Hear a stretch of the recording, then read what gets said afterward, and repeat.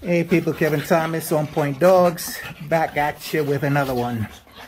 About 4 months ago, maybe 5 months ago, somebody left a comment on one of my videos and said that this guy knows nothing about dog training. All he does is rely on intuition and no science at all. So I thought that was an interesting comment because it raised the question in my mind about what's the relationship between dog training, or I should say dog parenting, because dog training is just one aspect of dog parenting, right? So what's the relationship between science and art when it comes to dog parenting or dog training, all right? So let's chop that up. Let's chop it up. So when we talk about the scientific method, we're talking about coming up with a postulate or a theory and then designing an experiment to either prove or disprove that theory. And if you can prove the theory with your experiment, and you can repeat it, duplicate it over time, and other people can duplicate it, get the same results using your experiment, then the theory becomes an accepted fact, all right?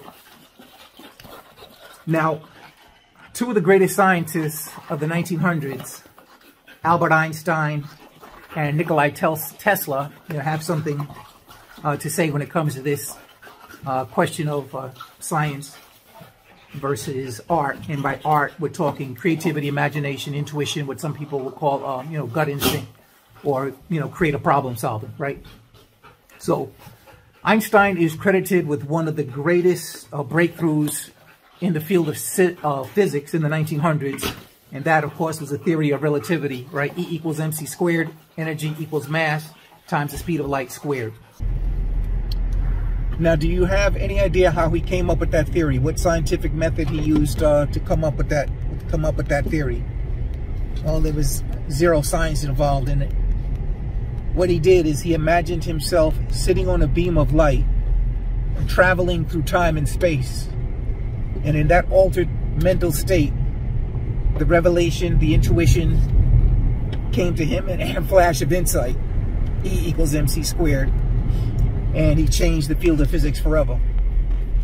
So when it comes to training your dog, I wouldn't be so quick to dismiss creativity, intuition, and imagination.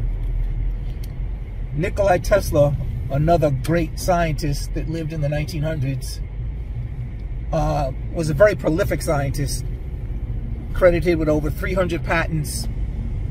And they said that without some of his contributions to the world of, in terms of energy, technology, and what did he do? Energy, technology, oh, electricity, right? He discovered, the AC motor, all right, alternating current. They're saying without his contribution to our world, we would be about 60 years behind where we are now. So that means that we'd be sitting at home watching black and white televisions with no remote controls, right? If not for this great scientist. I think Tesla is probably his greatest breakthrough.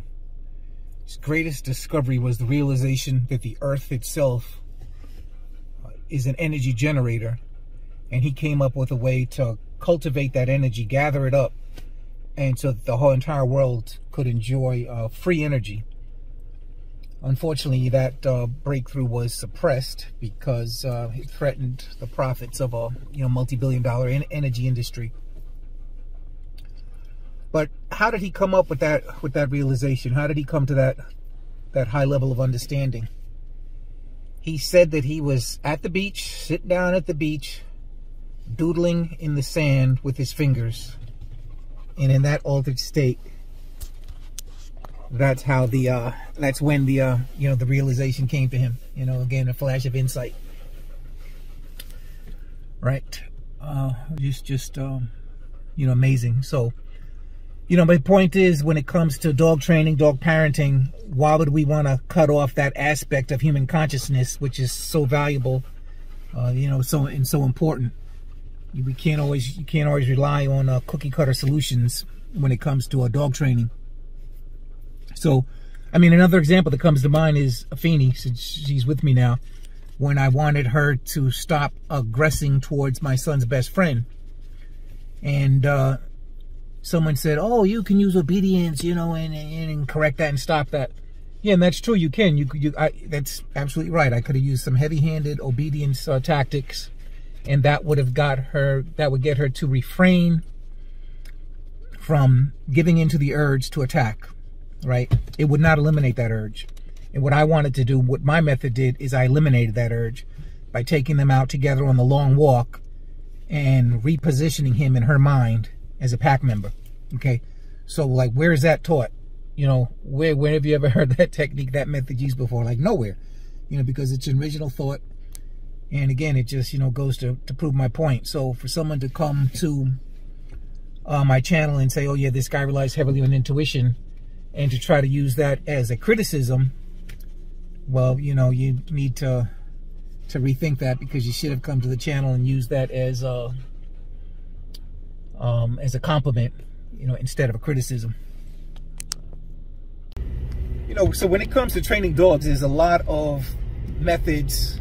Well, first of all, like, what method are you talking about when you say, you know, scientific method and talking about dogs? Like, what method are you talking about? Are you talking about purely positive? Are you talking about balanced? Are you talking NPOPO? Are you talking negative reinforcement, compulsion, yank and crank? You know, what are you talking about? I mean, my method is my own method, which is the Onpoint Method. Run, chase, and bite, and then I intersperse the obedience, you know, in between that activity. So, so my point is, a lot of things about dog training, it might work for one dog and not work for the other. And you've got to be creative, and you've got to use your imagination when it comes to problem solving. So, I train my own dogs, right? Onpoint Dogs is a YouTube channel. That's all it is. This is not a dog training facility. I don't breed dogs, and there's no website, whatever. It's just, you know, me training my dogs, and every now and then, you know, I'll help somebody else with their dog. But I've never had anybody come to me with an 8-week-old puppy and say, hey, I want to get this, you know, puppy started off right. You know, I just got him. You know, can you help me, you know, bring him to the highest level?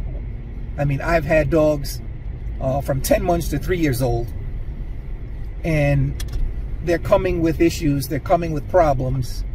And yeah, I really had to rack my brain sometimes and use my imagination and be creative, you know, with some of the solutions.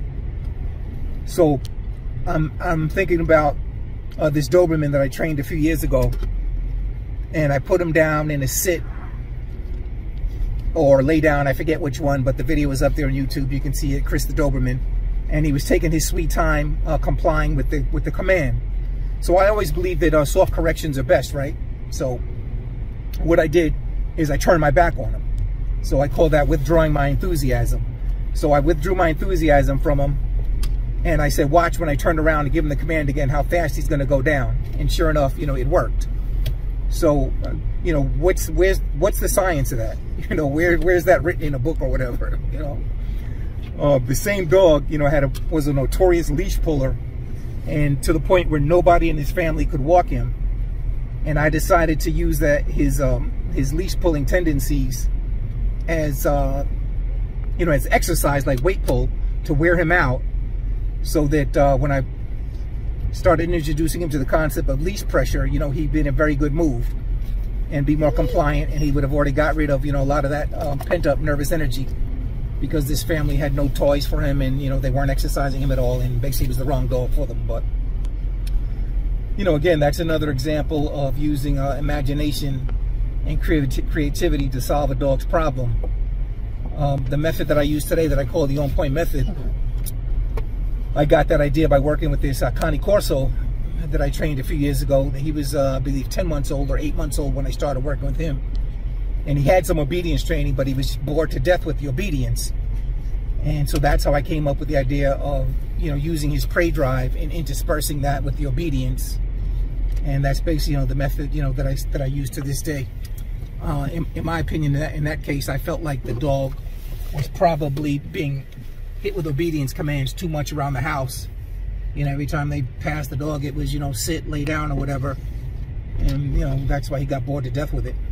And that's their approach. Their approach was kind of just the opposite of my approach, because, I mean, I really don't use obedience commands at all in, you know, the day-to-day with my dogs.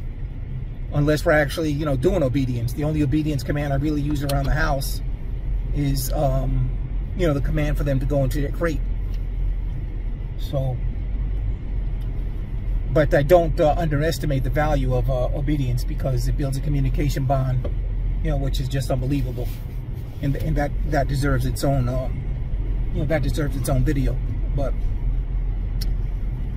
so I think that dog training, dog parenting is definitely more art than science. You have to use your imagination, your creativity, your intuition, what some people call your gut instinct, in order to reach your dog and bring out his full potential.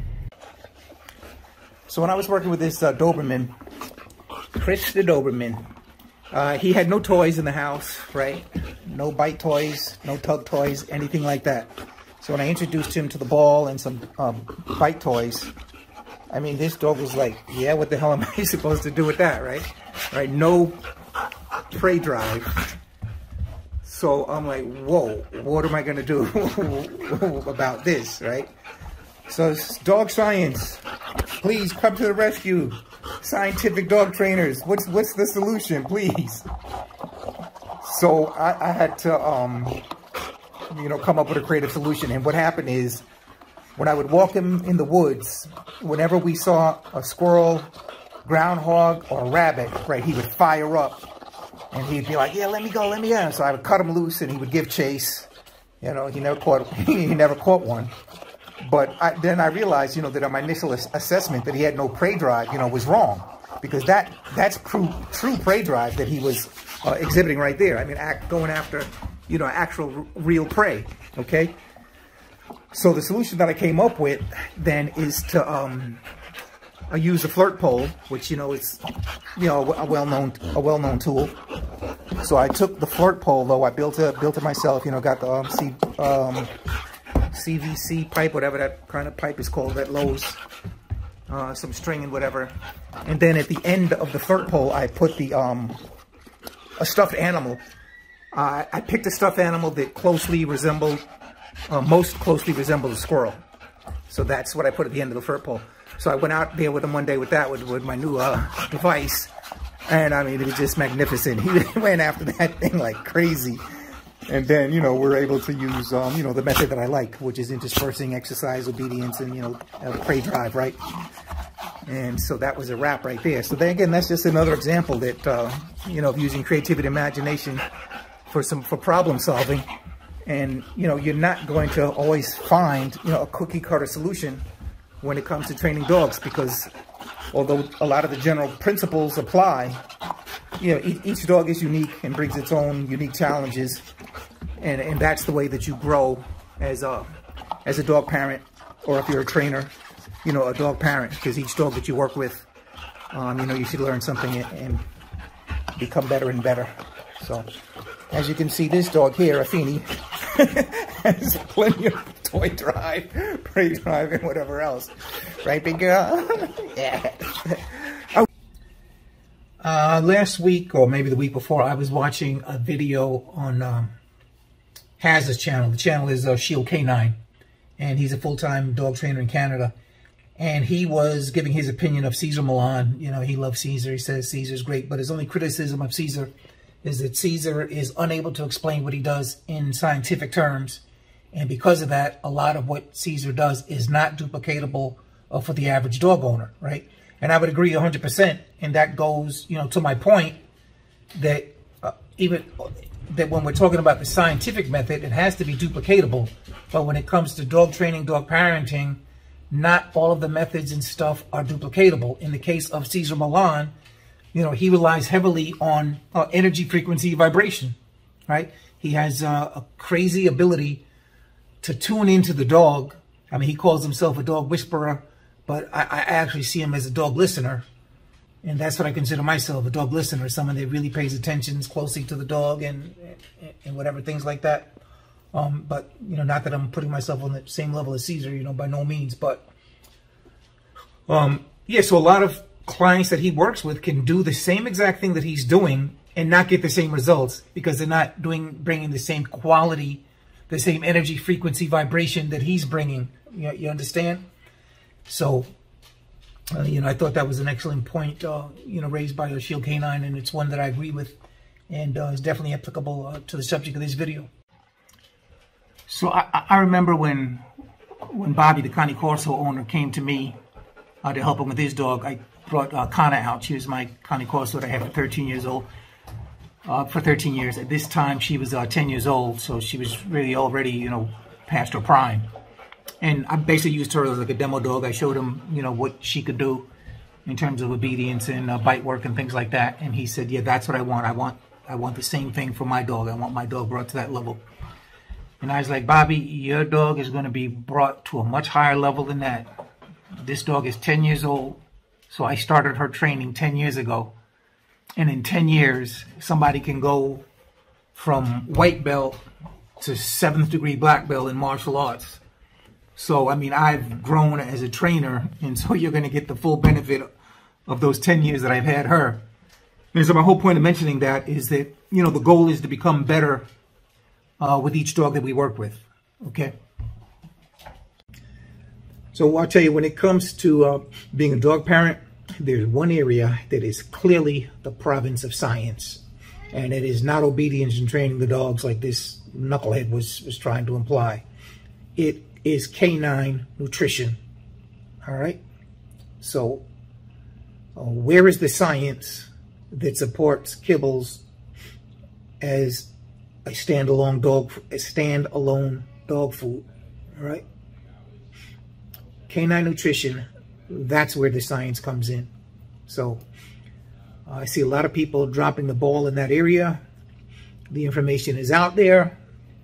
Do your research, and let's do the best that we can for our dogs. All right? Until the next one, I'm out of here. Everybody have a good one.